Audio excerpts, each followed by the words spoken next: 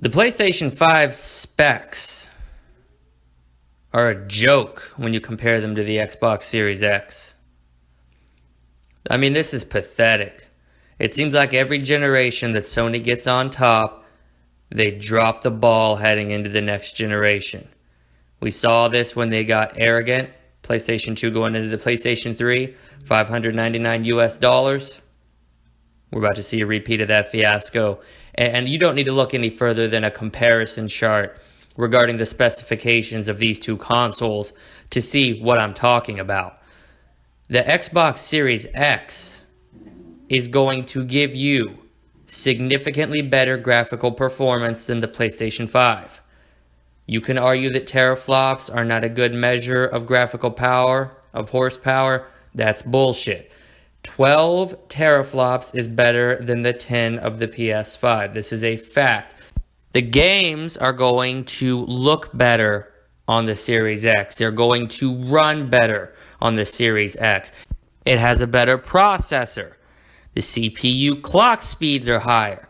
It's got a better graphics unit in it. 12 teraflops. The ray tracing is going to be significantly better. The PS5 is going to be brought to its fucking knees when ray tracing is involved. Now, you can argue that ray tracing isn't going to be the best on both of the consoles as time goes on. That's a topic for another video. The main point of this is that when you look at graphical horsepower and when you look at these specifications and even when you look at storage, the Xbox Series X has more storage capacity. If you go with the PlayStation 5, you're getting 825 gigabytes SSD storage. You're not even getting that full amount because the OS is going to take up a portion of that. With the Series X, you're getting a terabyte, and you have the option to expand it through a little memory card. Now, people are going to fight about that, saying that, that's proprietary. It's going to cost a shitload of money. The point is, out of the box, you're getting more storage with the Series X. You're not obligated to go buy the little memory card. You can if you want, or you can continue using your USB storage. The PlayStation 5, for all its specifications, is not even offering you a terabyte of storage in 2020. Explain to me how that's a benefit to you as a consumer. You're hard-pressed to find a laptop, a consumer entry-level laptop that does not offer you a terabyte of storage, either in the form of an SSD with an HDD included or strictly an HDD. The problem here is this. Sony has gotten arrogant. They are no longer competitive in the console space. The only thing that they have going at this point are their first-party titles. And even at that point, they're starting to come to the PC.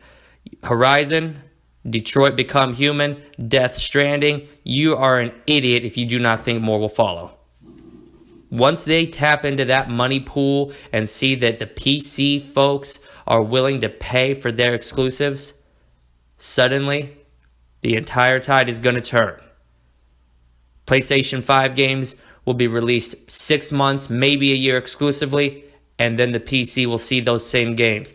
Sony is more or less going to follow in the same tracks that Microsoft did because they are not going to leave money on the table. That is stupid. And with how similar these products have become, the PC, the PlayStation 5, the Series X, when you look at how they're all coming together and how similar the architecture is in each of them, Sony would be idiots to leave money on the table. They will have the console market for the folks who do buy the PlayStation 5, and they can tap into the PC folks, most of which either don't want a console or they only have a console for the exclusives.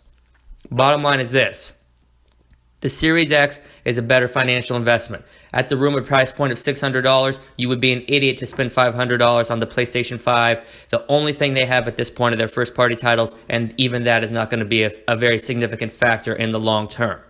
The Series X is going to last you longer with better performance. It's got better specs. Go look at the Gears 5 video that Digital Foundry did and see what they're doing. This isn't even touching on the fact that Microsoft actually gives a shit about backwards compatibility. 4 generations of games playable on the Series X at launch. The PlayStation 5, you're going to have PS5 games. We don't even know if we're going to have 100 PS4 games that are brought up to speed or just 100 PS4 games flat at launch of the PS5. And that's it. You want to know why?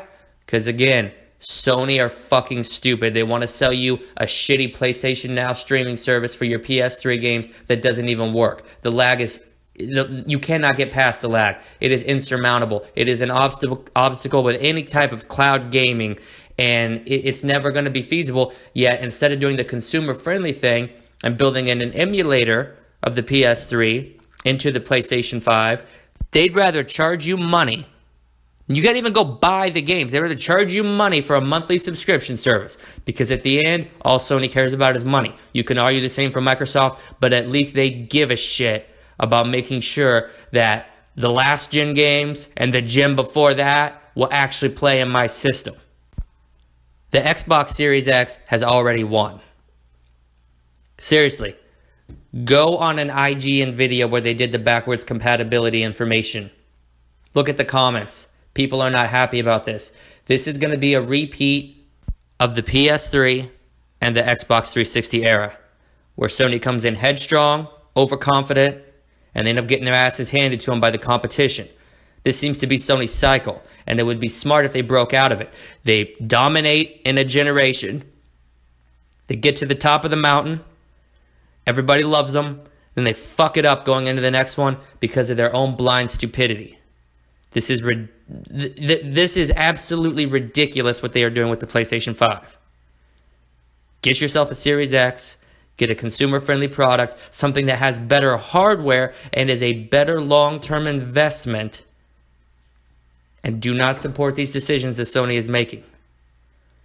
The Series X has already won, because in the eyes of the consumer, not only is it a better investment for products that are already in your house with regard to old generation games, but it has the better hardware. It's more equipped with a more robust feature set. And come the end of this generation that we're coming up on right now, the Series X is going to be doing laps around the PS5, because the processing power and the graphical power is simply not there in the PS5. PlayStation 5 guys, I understand you like the exclusives. Just get them on the PC when they drop. They're going to start coming. Xbox guys, you already know. Series X day one. And I have not been a blind Xbox fanboy. I preferred the PlayStation 4 in the current generation that we're in. This is coming from a disappointed consumer who hates to see Sony repeating the same mistakes that they've made generation after generation. Blind loyalty to these companies is stupid, but now that we're seeing that the specs have dropped, you are going to be hard-pressed to find anybody arguing that the PlayStation 5 is going to be a better investment. We're going to talk about games in the next video, because that's the response that all the blind PlayStation 5 fanboys are throwing at you. Well, the hardware doesn't matter. We got the games. We're going to talk about that in the next video. Sony's first party, when they're not on the PC, are going to get stomped by all of these studios Microsoft bought up. These are not third-rate, single, double-A studios that put out one good game a generation. They own Obsidian. That right there has almost put a nail in Sony's coffin as far as RPG games go. We're going to talk about that in the next video.